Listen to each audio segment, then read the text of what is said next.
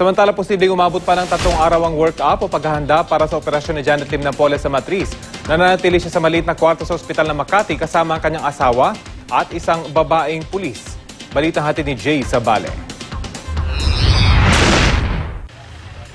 Pasado alas 9 kagabi nang umalis ang convoy ng itinuturong utak ng pork barrel scam na si Janet Lim Napoles sa Fort Santo Domingo sa Laguna patungong ospital ng Makati.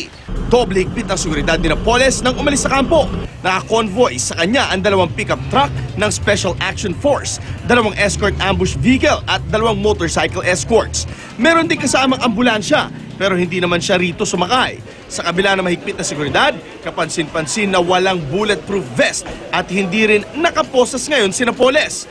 Paliwanag ng PNP, naka-bulletproof vest si Napoles nang umalis sa Fort Santo Domingo. Pero sumama raw ang pakiramdam habang nasa biyahe kaya tinanggal ito. Bago mag-alas 10:30 kagabi, dumating ang convoy sa ospital.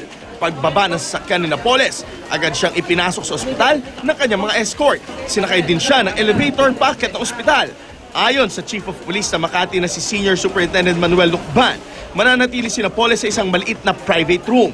Kasama raw ni Napoles sa kwarto kagabi ang kanyang mister na si Jimmy at isang babaeng pulis. Sabi naman ng mga doktor, nadadaan si Napoles sa work-up bago operahan ng bukol sa kanyang matres. Maaaring tumagal daw ang work-up sa loob ng 2 hanggang 3 araw.